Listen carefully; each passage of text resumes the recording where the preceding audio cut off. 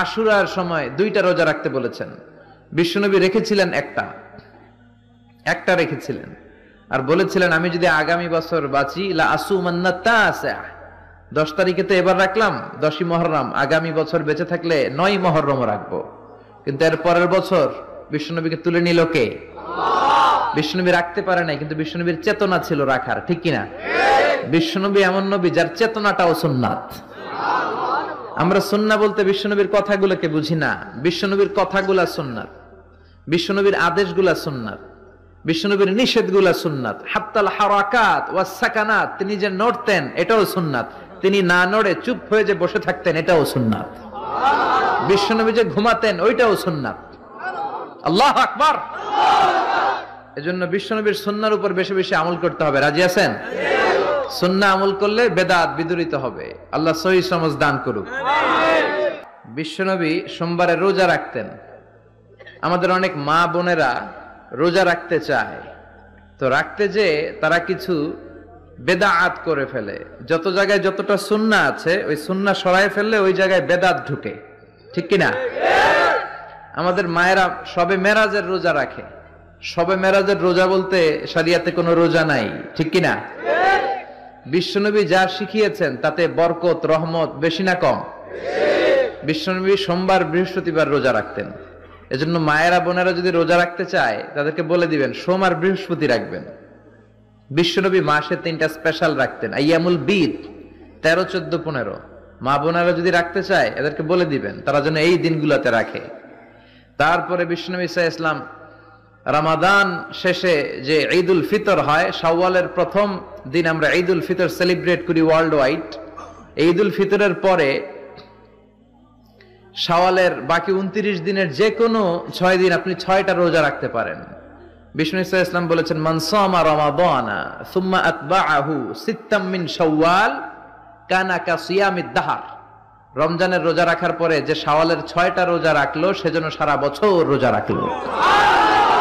এগুলো হচ্ছে সুন্নাহ সম্মত রোজা, সোম বৃহস্পতি। তারপর জিলহজের প্রথম 10 দিন বিশ্বনবী রোজা রাখতে বলেছেন।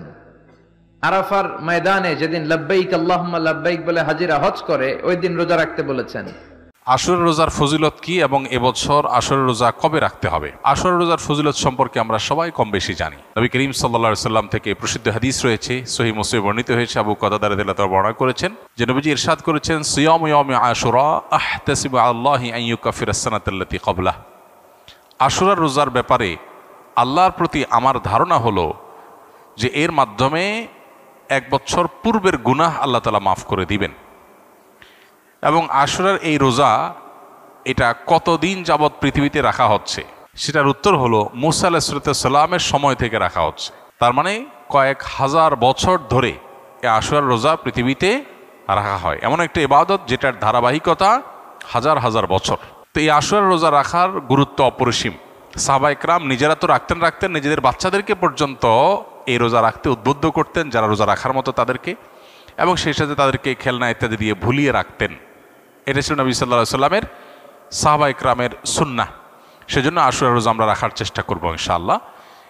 এই বছর আশুরা রোজা আমরা কখন রাখব সেটার উত্তর হলো আজ বাংলাদেশে এবং এ অঞ্চলে যেহেতু একদিন পরে চাঁদ দেখা যায় মিডল ইস্টের তুলনায়, সো আমাদের এখানে আজ 8ই মুহররম। 8ই মুহররম যেহেতু আজকে সন্ধ্যার পর অর্থাৎ শুক্রবার সন্ধ্যার পরেই 9ই মুহররম শুরু হয়ে যাবে।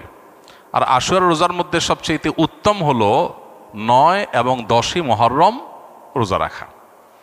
10ই মুহররম আশুরার দিন, আশুরা মানেই হলো মুহররমের 10 তারিখ বা 10ম দিন, অতএব সেটা তো আছেই। সেটা আগামী রোববার মুহররমের 10 তারিখ হবে। শনিবার দিবাগত রাতে সারি খেয়ে আমরা মূল রোজা আশুরা রোজাটা রাখবো ইনশাআল্লাহ। আর সাথে 9 তারিখকে প্লাস করে রোজা রাখলে সেক্ষেত্রে আজকে দিবাগত রাতে আমাদেরকে সারি খেয়ে আগামীকালকে শনিবার রোজা রাখতে হবে, অর্থাৎ 9 এবং 10। তাহলে শুক্রবার দিবাগত রাত, আজ শুক্রবার দিবাগত রাতে আমরা সারি খেয়ে কালকে রোজা রাখবো ইনশাআল্লাহ। আবার আগামীকাল দিবাগত রাতে সারি খেয়ে তারপরের দিন রোজা রাখবো। তাতে 9 জিলহজ এবং 10 জিলহজ 2টা রোজাই আদায় হয়ে যাবে ইনশাআল্লাহ। কারণ যদি কালকে রোজা রাখা সম্ভব না হয় তাহলে তিনি শনিবার দিবাগত রাতে খেয়ে রবিবার রোজা রাখবেন, সেটা হবে আশুরার মূল রোজা। আর রবিবার দিবাগত রাতে সারি খেয়ে সোমবার তিনি রোজা রাখবেন, তাতে হবে আপনার 11ই জিলহজের রোজা। আর সোমবার তো সাপ্তাহিক নফল রোজা আছেই, সেক্ষেত্রে আমরা টানা 3টা রাখতে পারি। শুক্রবার দিবাগত রাত, শনিবার দিবাগত রাত, এই দুইটা আশুরা। আর রবিবার দিবাগত রাত হলো কিসের? সোমবারের সাপ্তাহিক নফল রোজা। তাহলে টানা 3টা রোজা হয়ে গেল। আর যদি কেউ একের ভিতর 2 চান, মানে শর্টকাটে, তাহলে সেক্ষেত্রে শনি আর রবি রাখলে রোববারেরটা ডাবল নিয়ত করতে পারেন। 11ই মুহররম হিসাবে রোজা, আবার সোমবারের রোজা, দুইটা সবই একসাথে পাওয়া যাবে। আর যদি কেউ 3টা রাখেন তাহলে তার সব বেশি, এটা বলার অপেক্ষা রাখে না। অতএব আশুরা রোজাগুলো আমরা রাখার চেষ্টা করবো ইনশাআল্লাহ। এদিন আল্লাহ রাব্বুল আলামিন মুসা আলাইহিস সালামকে বিজয় দিয়েছেন, সত্যের বিজয় দিয়েছেন। আর অসত্য বা ফেরাউন বাহ্যিকভাবে শক্তিশালী মনে হলেও দীর্ঘদিন অহমিকার সুযোগ আল্লাহ তাআলা ছাড় দিয়ে একটা পর্যায়ে তাকে চরম পরিণতি বরণ করতে বাধ্য করেছেন। সেই ঐতিহাসিক দিন আল্লাহ নবী মুসা আলাইহিস সালাম সেটার জন্য আল্লাহর কাছে শুকরিয়া আদায় করে তিনি রোজা রেখেছেন, এবং তার অনুসরণে আমরাও রোজা রাখি। এবং ইয়াহুদীদের রোজার চাইতে আমাদের রোজা যেন ভিন্নতর হয়, সেজন্য আমরা 2টা রোজা রাখি। এবং সেই 2টা রোজার ভিতরে সবচেয়ে উত্তম হয় 9-10, 9-10 না পারলে 10-11, এই 2টা ধাপের রোজা। আর যদি সেটার কোনোটাই সম্ভব না হয়, শুধু একটাই রাখতে পারে, তাহলে 10 তারিখের রোজাটাও রাখা যেতে পারে, যদি অনেক কোনো সেটাকে নিষেধ করেছেন। আশুরা উপলক্ষে কি কি আমল করব? আশুরা উপলক্ষে সর্বপ্রথম এবং প্রধান আমল হলো রোজা রাখা, যেটা আমরা এতক্ষণ বললাম। মুহররমের 10 তারিখ এবং তার সাথে 9 তারিখ, এই 2টা রাখা উত্তম। কারণ নবী সাল্লাল্লাহু আলাইহি সাল্লাম বলেছেন, যদি আমি আগামী বছর বেঁচে থাকি তাহলে আমি 9-10 রোজা রাখবো। এই জন্য 9-10 রাখাটা উত্তম, এটা নবীজির স্বপ্ন ছিল, আকাঙ্ক্ষা ছিল। আর না হলে 10-11 রোজা রাখা, এটা হলো আশুরার প্রধান আমল। দ্বিতীয়ত, আশুরার এই দিবসের শিক্ষাটা গ্রহণ করা, এটা নিয়ে খুব বেশি আলোচনা হয় না। আলোচনা হয় শুধু আশুরার রোজা নিয়ে, ইতিহাসও আলোচনা হয়, কিন্তু আশুরার চেতনা কি, আশুরার শিক্ষা কি, আশুরা আমাদেরকে কি বার্তা দেয়, সেটা নিয়ে আলোচনা হয় না। সেটা আমরা আজকে আলোচনা করার চেষ্টা করেছি আলহামদুলিল্লাহ। অতএব আশুরা উপলক্ষে প্রতি বছরই আমাদের এই শিক্ষাটা ধারণ করা দরকার যে সত্যের বিজয় হবেই হবে 2 দিন আগে আর 2 দিন পরে।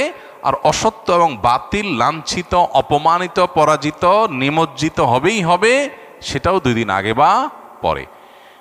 ফেরাউন শক্তিশালী ছিল, ফেরাউন ক্ষমতাবান ছিল, জালিম ছিল, তাই বলে তার পক্ষাবলম্বন সত্যের অনুসন্ধানে মানুষরা করে নাই।